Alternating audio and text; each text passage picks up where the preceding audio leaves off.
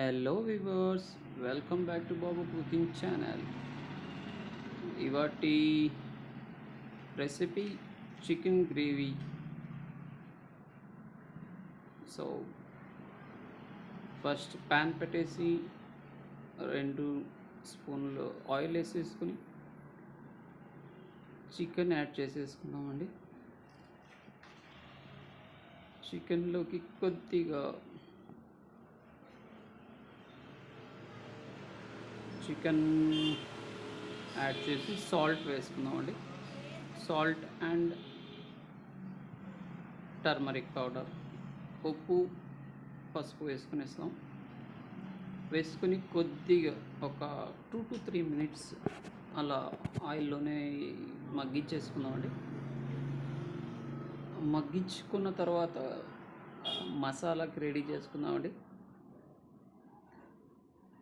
So మసాలాకు కావాల్సిన ingredients నేను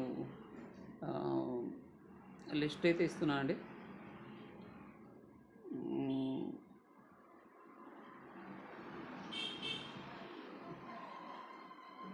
list నేను ఒకసారి చదువుతానండి. అంటే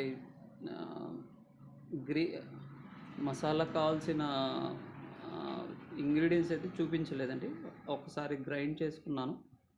సో ఇంగ్రీడియంట్స్ని అయితే లిస్ట్ ఇస్తున్నాను. మీరు ఆ లిస్ట్ ప్రకారంగా యాడ్ చేసుకోవచ్చండి. వీడియో లెంత్ అయిపోతుందని మసాలా మేకింగ్ది కొద్దిగా యాడ్ చేయలేదండి. సో మసాలాకు కావాల్సిన ఇంగ్రీడియంట్స్ వచ్చేసి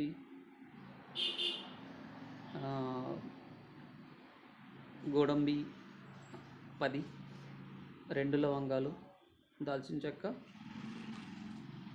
పసుపు, ధనియాల పొడి, కారం పొడి,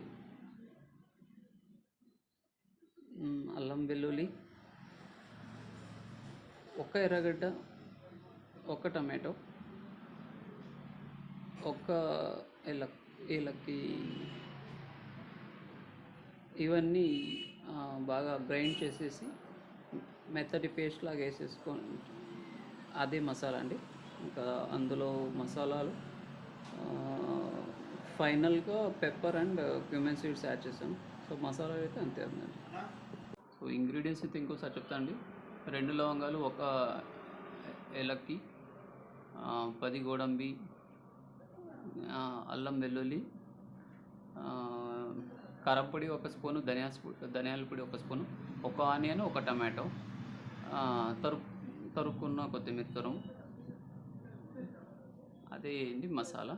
సో ఫైన్ పేస్ట్ యాడ్ చేసేసుకొని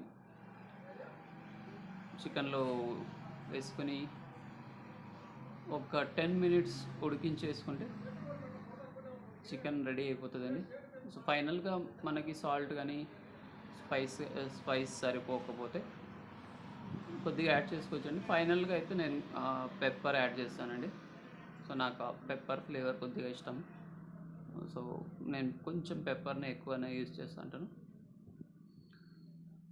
సో కొద్దిగా జీలకర్ర పొడి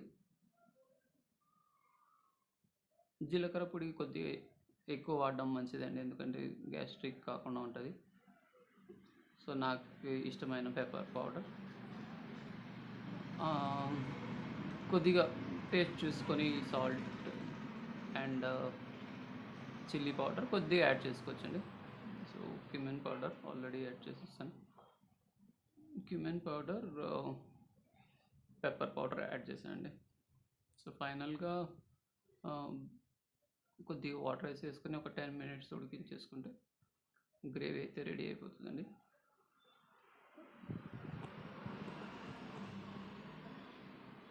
సో మసాలా అంతా కొద్దిగా బాగా ముక్కకు పట్టేంత వరకు కొద్దిగా వాటర్ వేయకుండా ఉన్న ఆయిల్లోనే కొద్దిగా అట్లా ఫ్రై చేసుకుంటే కొద్దిగా ముక్కలోకి బాగా సాల్ట్ మసాలా కొద్దిగా ముక్కకు పడుతుందండి. తర్వాత ఒక గ్లాస్ వాటర్, అంటే నేను మరీ లిక్విడ్ తక్కువగా కొద్దిగా దగ్గరగానే ఉండాలనుకొని గ్రేవీ ఒక గ్లాస్ వాటర్ వేస్తున్నాను అండి. మీకు కొద్దిగా ఇంకా గ్రేవీ కావాలంటే కొంచెం యాడ్ చేసుకోవచ్చు. ఫైనల్గా కొద్దిగా స్పైసీ ఉండాలని ఒక 2-3 పచ్చిమిరపకాయలు వేసానండి.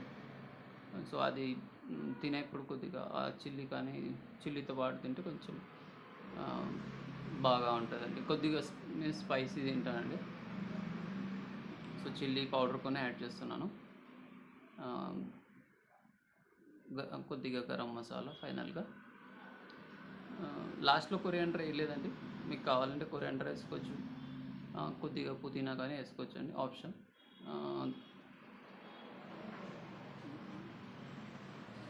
అంతే అండి, గ్రేవీ అయితే